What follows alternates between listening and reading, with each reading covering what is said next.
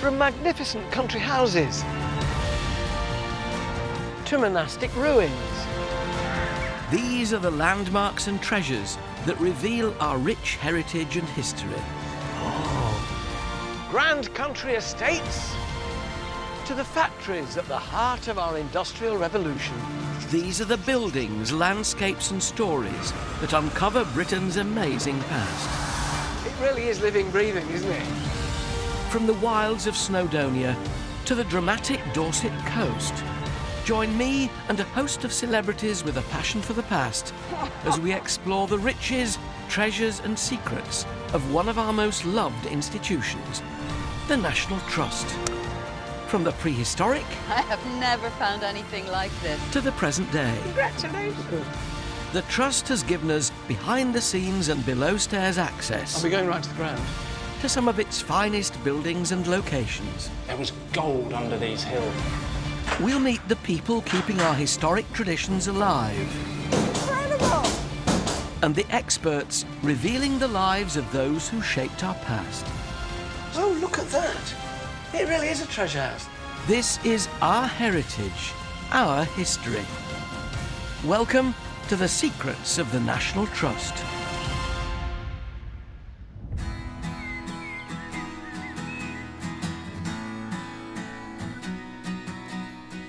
Today, I'm taking you inside one of the Trust's grandest properties, Attingham Hall in Shropshire. But behind this elegant facade lies a story of excess, neglect and financial ruin. Forget those fictional period TV dramas. The history of this place has all the intrigue you'll need. How about some beetroot? That'll do. And there's a lovely bit of gardening to catch up on too. Thank you. Thank you. Also, comedian John Culshaw turns detective Alan, look at this. and uncovers a long-lost Second World War secret. TV presenter and textile fanatic Lisa Holloway threads her needle and gets to work on a 430-year-old tapestry. Can I touch it? No. Come by. And historian Dan Jones There he goes. discovers how a bunch of Hollywood A-listers came to the rescue of a remote Welsh farm.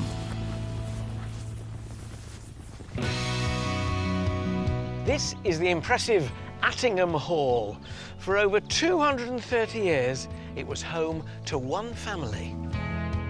This house was built by Noel Hill, the first Lord Berwick.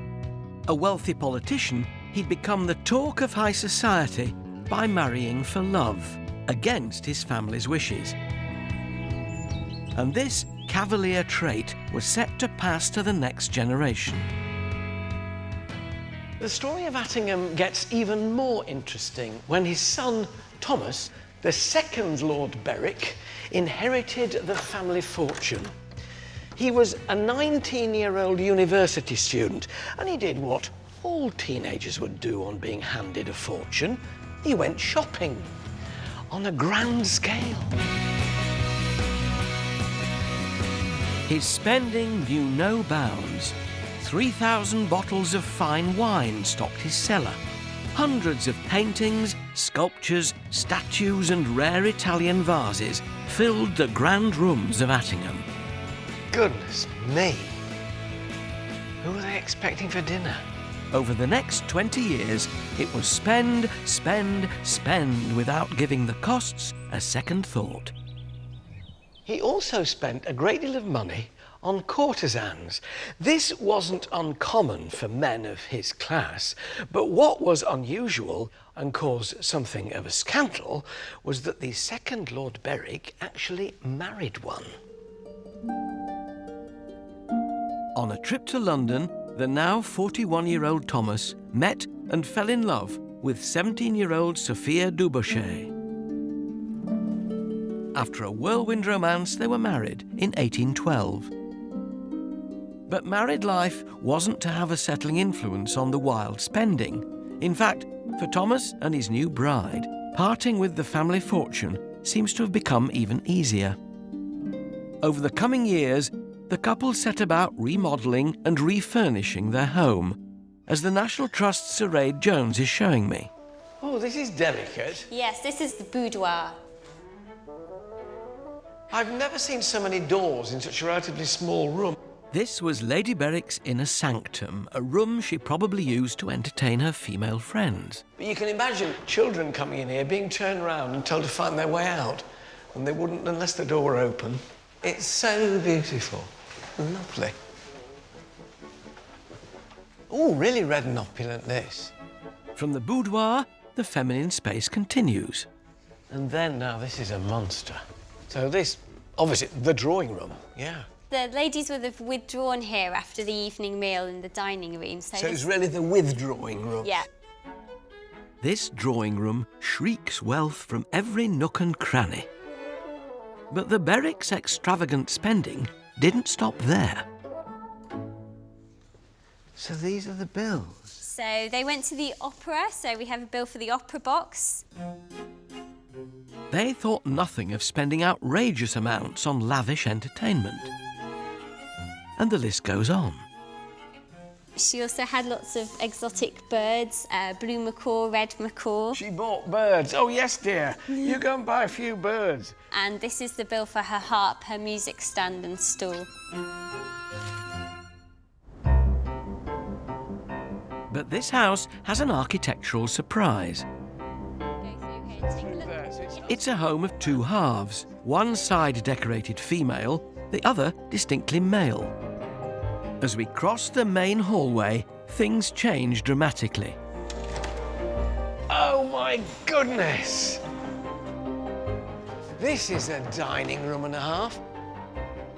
It was the custom in Georgian high society for Thomas to remain in the dining room after dinner with his male friends, probably quaffing port and smoking cigars, something that was never done in the presence of women. So this is the masculine bit, deep red. Deep red, very strong, bold colours. We've got some fantastic plasterwork up here, so you get a real contrast between the white, the dark red, and also the gold, which in the evening would have really come into its own. It's pretty much coming into its own on the table now. This is opulence. This is wealth, isn't it? Very much all about status. Yeah. Big, bold metalwork, and the fantastic Gillows furniture as well. And William Pitt, the Prime Minister, looking at you while you ate. Masculine, masculine, masculine. Walking through this house, I can really get a sense of Lord and Lady Berwick living their grand lives, perhaps hiding from the social scandal their marriage had caused. But there was one thing they ignored at their peril: that their wild, uncontrollable spending was stretching this great family's finances to breaking point.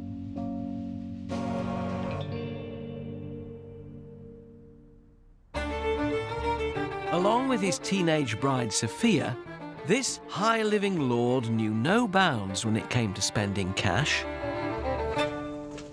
So this is the library.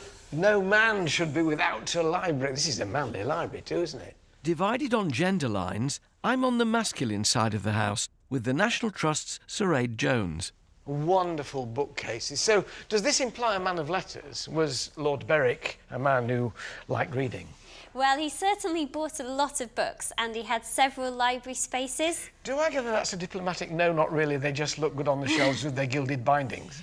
Well, it is one of the things we've been trying to work out. With very much the feel of a gentleman's club, Thomas's library would be a place for him to relax and catch up with the news of the day, away from the gaze of Sophia. The style and decor of the rooms at Attingham Hall give us clues as to how Thomas and Sophia lived their daily lives.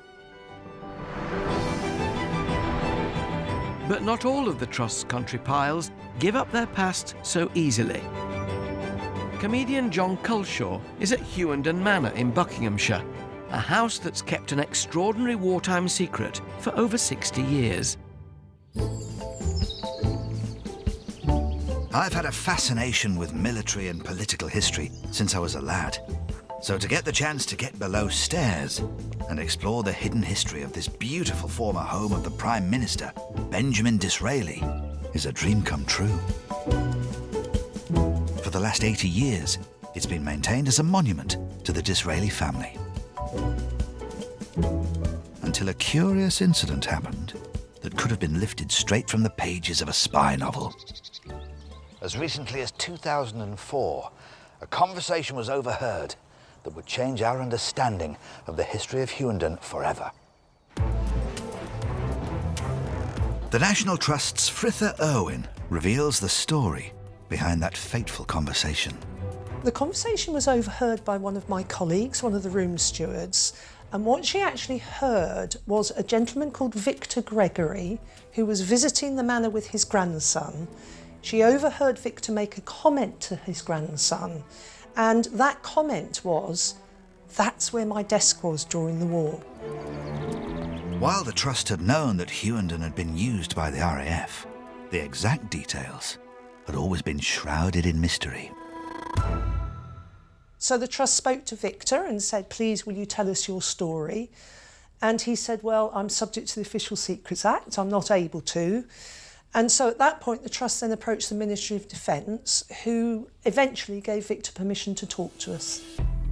At just 19 years old, whilst working at a printing company, Victor had been recruited into a top-secret team of cartographers based at Hughenden. Their secret mission, mapping Europe. Victor explained that in 1941, RAF bombers had been targeting key locations in German territory. But decades-old maps meant that many of the bombs landed up to 5 miles off target. Using the very latest in aerial photography, the RAF undertook the largest mapping operation in British history. And that's where Hughenden came in. Like a great many of the country estates, it had been pressed into military action, but not as a barracks or a school or a hospital, given the code name Operation Hillside. Here is where some of those vital maps were made. So Disraeli's lavish and peaceful country home. When the RAF moved in 1941, the beautiful paintings and furniture were moved into storage and replaced with draftsmen's tables. As word of Victor's story spread, more evidence came out of the shadows. This photograph, showing a group of men known as the Ice House Boys, helped unfold the story further. For it was here, in Hughdenden's Victorian ice house, that the aerial photographic images were developed, enlarged and adapted to ensure more accurate bombing raids. Well, the target maps, of course, were based on photographs that were taken by aircraft based at Royal Air Force Benson, which is just over the border in Oxfordshire. So they would overfly either specific targets or just areas of enemy territory, take photographs, which then were used to develop the target maps for the future. There is no doubt that the work carried out at Hughenden, producing accurate and up-to-date maps, was giving Britain the advantage. Discretion, as always, was of the utmost importance. No one was to know what went on within these grounds, which is precisely why it remained a secret for over 60 years. With the Official Secrets Act still in effect, who knows what other stories may still be out there. And if it wasn't for a visitor, Victor Gregory, who just happened to mention it by chance, the Trust would be none the wiser. Well, thank goodness we do know, because what was already a most extraordinary house is now that bit more so.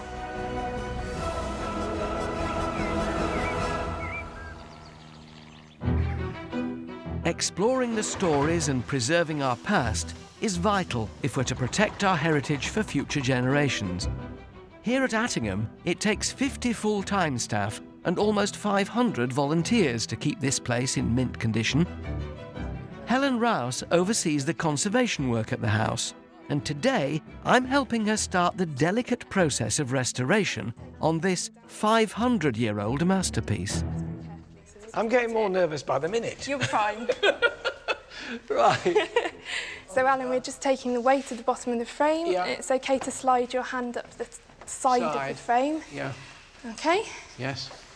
Lovely job.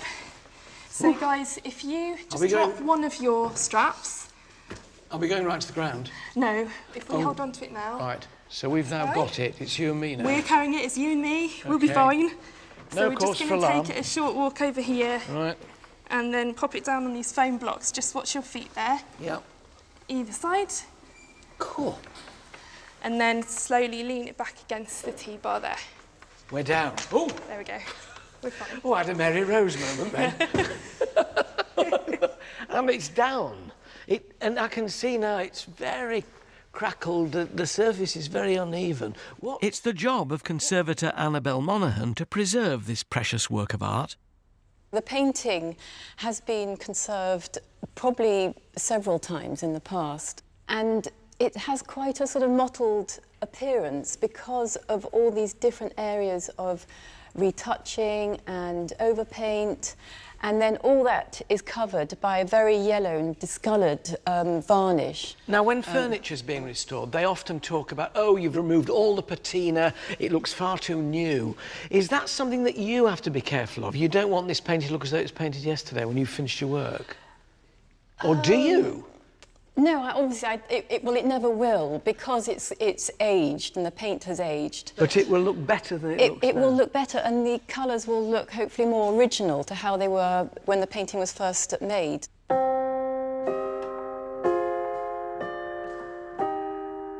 Well, alas, I won't be here to help you rehang it. But I look forward one day to coming back and seeing Christ and the woman at Samaria looking a little brighter than they look now. Yes, well, they will look brighter, hopefully.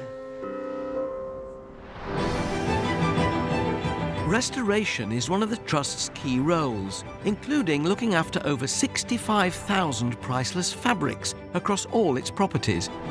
TV presenter and textile fanatic Lisa Holloway is heading to Alton in Norfolk, where a 430-year-old tapestry is in need of some TLC.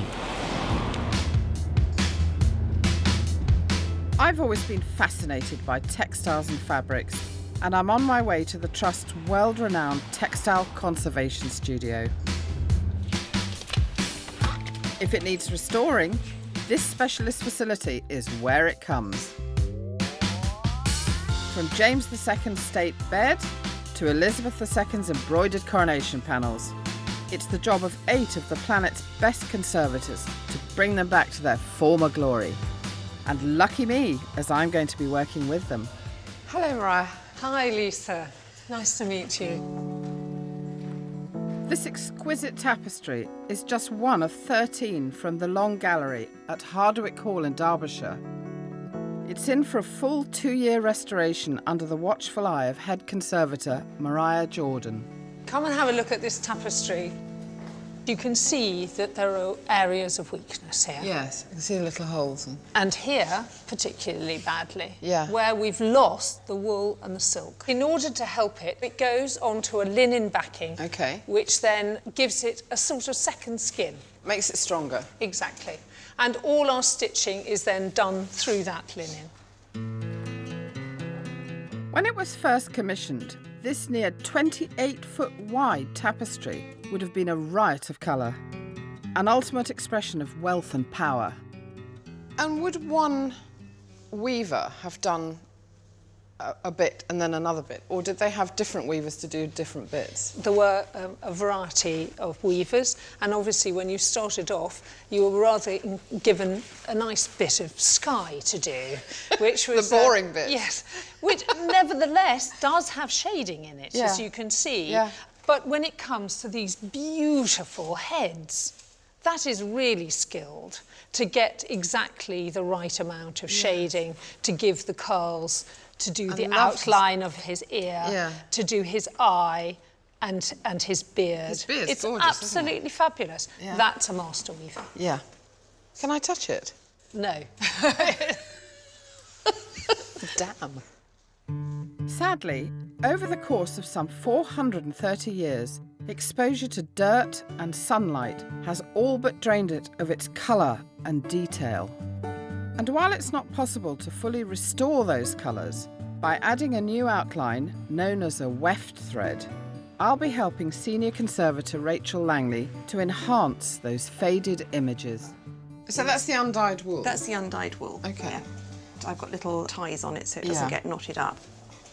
This is the bit that's been done previously. Oh, okay. So that's a bit that's ready to use. Isn't that lovely? It's like a big plait, isn't it? Yeah.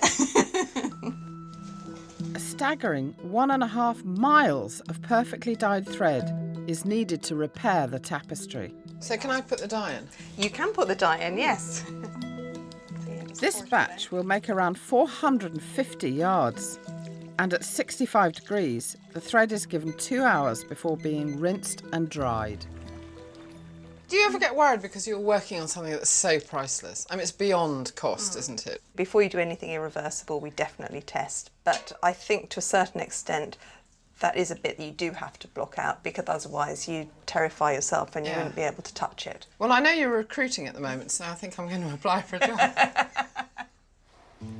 Finally, the dyed thread is carefully stitched into the tapestry, following the outline of the figures and landscape, helping them to stand out.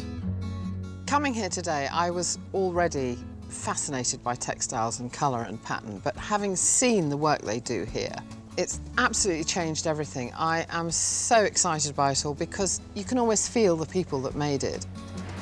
And to think that all this work goes on, you know, here in Norfolk, and nobody even knows about it.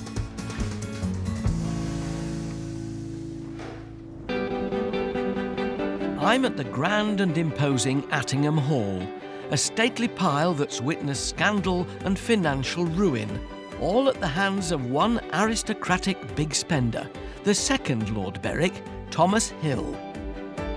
Entertaining and throwing lavish parties would have been a huge part of the Berwick's social calendar. Caroline Pugh's been researching the etiquette of Georgian dining. Caroline, I don't recall seeing a more spectacular dining table than this. I'm a bit surprised by the fact there's a cloth on it rather than shiny, polished mahogany. Oh, right. Well, this is out to impress, so you should be impressed. When you came into the dining room, all these desserts would be on the table, and most of it is edible, including the flowers. And you have to sit through the soup course, the fish course, 5 or 6 meat courses, until eventually the footman and the butler would remove this runner. Oh, I so see. They've So got these a go lovely down clean cloth. right down the side. Right down either side, and remove any crumbs so that you've got a lovely clean cloth for your dessert course. And towering above it all, right in the centre, a pineapple. Yes, you're really somebody with a pineapple. This crowning glory of the Berwick's immaculate dining table, grown in their own hothouse, was the ultimate statement of status and wealth. And if you couldn't afford to grow your own, you could hire one in at great expense. I tell you what, though, looking at this, is it nice to know that even in Georgian stately homes there was some degree of pride when things were homegrown? A lot of the food that graced the Berwick's dining table was grown on their estate. And this kind of Georgian self-sufficiency was commonplace across many country estates of the day. 200 miles south of Attingham, Annika Rice is at Mottisfont Abbey in Hampshire, home to one of the finest and most expensive fly fishing rivers in the world, stocked with a plentiful supply of fish that would easily keep the tables at Mottisfont full. You'd be hard-pushed not to be impressed by this gloriously romantic-looking house. But just a short stroll across the beautifully manicured lawns brings you to the crystal-clear waters of the River Test. Everyone from American presidents to rock stars have paid up to £500 a day to fish this river. Neil. And I've come to meet Neil Swift, the National Trust's only river keeper, to find out why this stretch of water is so special. Chalk streams are a very rare global resource. So there's only about 200 chalk streams in the world, and 160 of those are in the UK.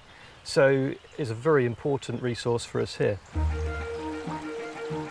The Test's waters are naturally filtered through chalk at its source in Hampshire, giving this river its almost glass-like quality. Perfect for one particular species of fish to thrive, the brown trout.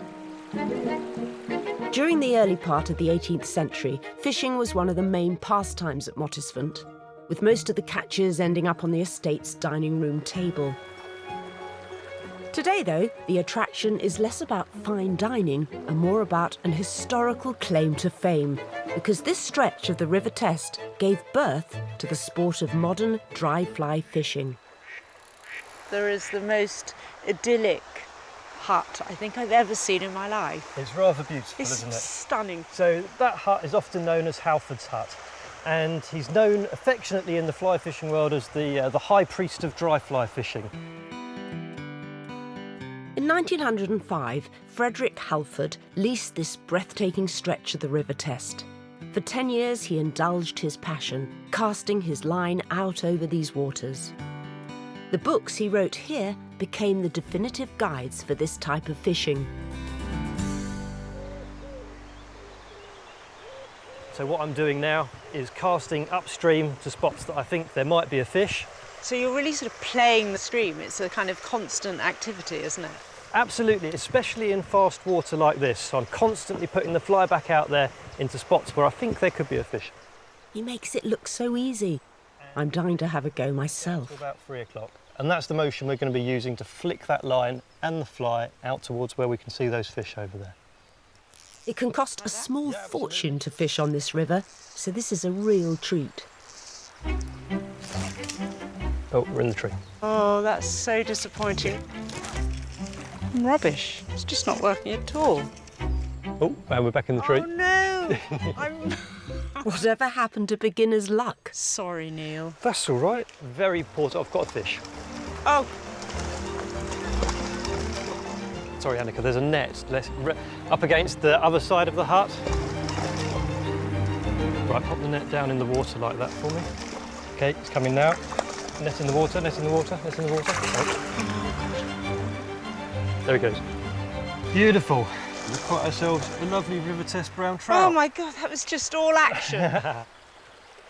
Most of the catches here are put back. Let him fight another day and someone else can have the pleasure of catching him. There he goes. With the sky-high prices to fish here, I'm wondering if there's a special celebrity service. Is this the moment where the drinks trolley clinks along? Well, I'm afraid we don't have a drinks trolley, but I do have a pork pie in my bag. Oh, if you'd like to share, we can head back to the hut. Smoothie, you! I wondered what you had in your interesting-looking sack.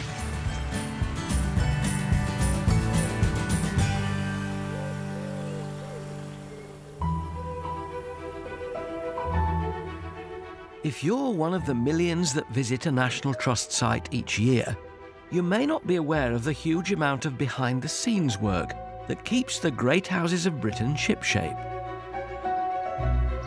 Here at Attingham, the gardens are still used and haven't really changed much since the days of the second Lord Berwick. I'm here to meet head gardener Catherine Dowd to discover just how vital this 2-acre site was to the running of the house.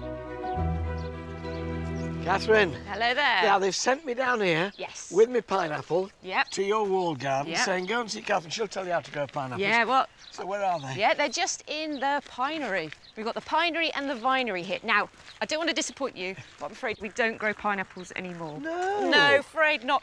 They're incredibly expensive to grow. They need a huge amount of heat. Well, they were in the 18th century. I know. Well, that shows you just how much cash they needed to flash to show off to all of their neighbours. The technique, then, for getting this heat to produce a pineapple was what? Lots of muck. Yeah. Lots and lots of muck. And that generated the heat? Yes, yes. So here we've got the frame yard, and this was very much the beating heart of the garden. So there'd be big piles of manure piled into this pinery, along with pipework as well. So this was a later addition. We've got the chimney for the Robin Hood boiler. So they would have powered as much heat as possible into here to get their pineapples going. Well, OK, head gardener, do your tricks. Give me some produce to take up to the kitchens, because I'm going there next. Today, this huge walled garden is maintained by a small team of staff and more than 70 volunteers. You've got pumpkins, you've got ruby chard, wonderful crop of celeriac. What should I take them up? How about some beetroot? That'll do. Yeah, we've got some lovely beetroot down here. Right. It's all organic. So I'll pretend when I take these back that I grow them all myself. Yeah. There's something hugely satisfying, you know. Obviously, the Berwicks found that way with all the homegrown stuff that was on the table. Yes, yes. Although I don't think they'd have got their hands dirty like you are. No, well, you and I know our place, don't we? Let's just hope they appreciate our work in the Yes, kitchen well done. now. You've done a good job of growing them. Well done, Catherine. Well done, you. Thank you. Thank you. Attingham is still very much a working estate, and the 400,000 plus visitors a year has served a real slice of authentic Georgian life. Clutching my fresh beetroot, I head below stairs to meet Attingham's very own cooks, looking every bit the part in their period costumes. Shirley! Hello. Hello. I won't shake your hand. I've been pulling beetroot when you're cooking. There you are, I brought you some in the kitchen garden. I didn't realise you were going to be in costume. This is wonderful. Well, yes, we do always do it in costume. So it really does take you back, and this is what you would have been doing? Yes, we're representing the period from about 1820. So this is Regency food? It is Regency food. What have we got? We've got quails and peas. We have apple snow, apple and potato pie. And this glorious one in the This middle. one, yes, this is venison. That's very special. Hence the deer Yes, on the top. of course.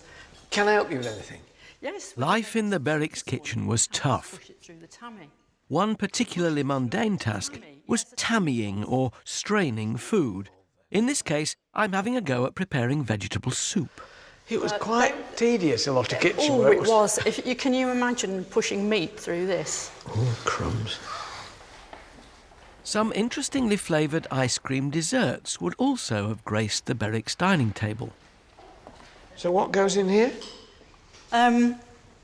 We make a custard, which can be flavoured with all sorts of things. Ooh, was that very old? No. It's a bit cheesy. It is cheesy. I was expecting ice cream. It is, it's Parmesan ice cream. Parmesan ice cream? Good Lord, I thought it was only Heston Blumenthal who did that. No, they were doing it in Georgian time. It's a recipe from 1817. Do I pour this in there? There's into ice there. all the way around. It's ice and salt round there. That was such a shock, that served me right. I thought I shouldn't have done that, should I? Right, OK. That's it. So that goes in there. Mm-hmm. And you pop the lid on. Oh. And then another tedious job. What? You just have to keep twisting this now. You're joking. So, can I taste the finished thing? Does it... It's not gone off, it's not set. No, it'll take quite a long time in here because we've got the firelight, so it actually would have been made in the dairy, so... Oh, would it? May I? Thank you very much. I hope it tastes better now than it tasted when I stuck my finger in. It's completely different when it's frozen. Yes, it's so much nicer, isn't it? Oh, it's delicious. Oh, I'm dribbling. You wait until I see Mary Berry again, I'll give her my recipe. Thomas and Sophia Hill were living the dream. By the early 1800s, the estate had grown to 8,000 acres. Beautiful. Sumptuous rooms were stacked with fine art. A walled garden grew prestigious pineapples, but Lord and Lady Berwick's extravagant spending had drained the finances, and Attingham Hall was effectively bankrupt. In 1827, the fairy tale came to an end. The Trust's Sir Aid Jones explains the Berwick's drastic solution.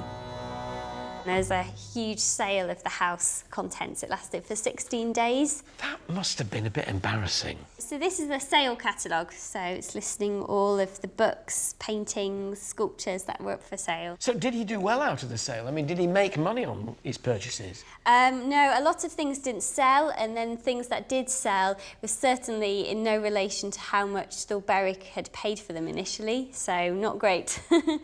Was he here when the sale was going on? It must have been awful if he was standing in a corner seeing all his stuff knocked down at cut rates. He'd gone to Italy, and his two younger brothers, William and Richard, were trying to buy back key items such as family paintings or other key items in the collection. So while Thomas is over in Italy staying out the way, his brothers are here saying, no, don't let that go, bring that back in here. Oh, and that. Yeah. God, it must have created quite a family feud, I should think. It did, yeah. Letters in the archives show quite a lot of strain on family relationships at the time. Sadly, the brothers' combined wealth was not enough to pay off Thomas's debts. As a result, the family's financial woes were to continue for generations to come. Money can be at the heart of many issues that the Trust has to deal with, and not just with the properties it manages, but also with the land. Historian Dan Jones is in North Wales, where the Trust received financial help from an unlikely source.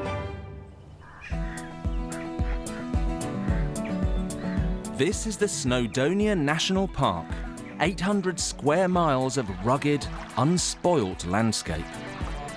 If you shall come by now. Come by. There he goes. I've come to meet local farmers to find out how North Wales ended up at the heart of a battle between developers and Hollywood A-listers. Llyndy Farm has been farmland for centuries, but in 2011 it was put up for sale, and this picturesque location was suddenly under threat from local developers. The National Trust's farming mentor Arwyn Owen explains. So there was a moment when this wasn't going to be a farm, wasn't there?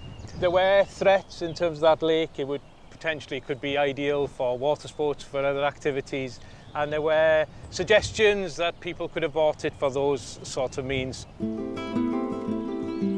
The locals were up in arms. They were about to lose their beautiful Llyndy Lake and its stunning shoreline. Legend has it, this area was the battleground between a red and white dragon, with the victor becoming the symbol on the Welsh national flag. With all this priceless heritage on the line, help was to come from an unexpected place. Matthew Rhys, the now Hollywood actor, he was the figurehead.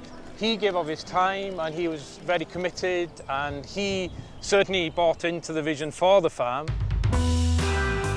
Emmy-nominated actor Matthew Rhys has hit the big time in Tinseltown, but his heart still belongs to Wales. He launched a campaign to raise the £1 million needed for the Trust to buy the farm.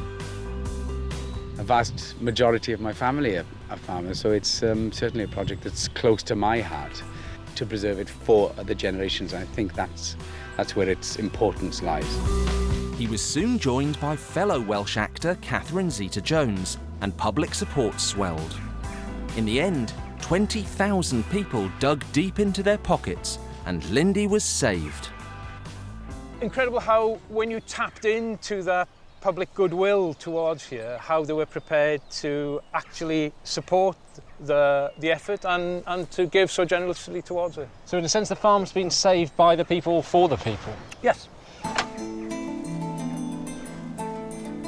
But saving Llyndy was more than just about preserving a slice of natural beauty. Over the past 5 years, it's been a training ground for the next generation of young farmers. Don't stand there and they shouldn't just draw back by you. They don't seem to take any notice of me at all. Fresh out of agricultural college, 25-year-old James Evans has been given the chance to run Llyndy for 1 year. It's hard to get on the farming ladder, and this gives you that vital experience which you need to go on and have a farm of your own. Today, I'm helping James tag his sheep. Just hold the ear in the middle. Just about there. Got him? Yeah. There's another tag for you, if you put that one in the right. This is probably one of the hardest places to farm, I believe, in the whole of the United Kingdom. I think if you could manage this for a year, I think you could manage anything.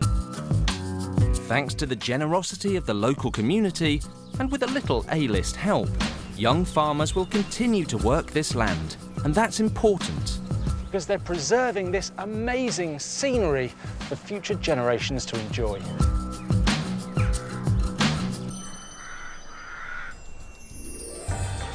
It's great to see people power in action, saving a local landmark, but sadly, Attingham Hall was not to enjoy the same generosity in the 19th century. Many of the priceless pieces of art were sold off. Thomas Hill was never to return to Attingham. He died in Italy in 1832.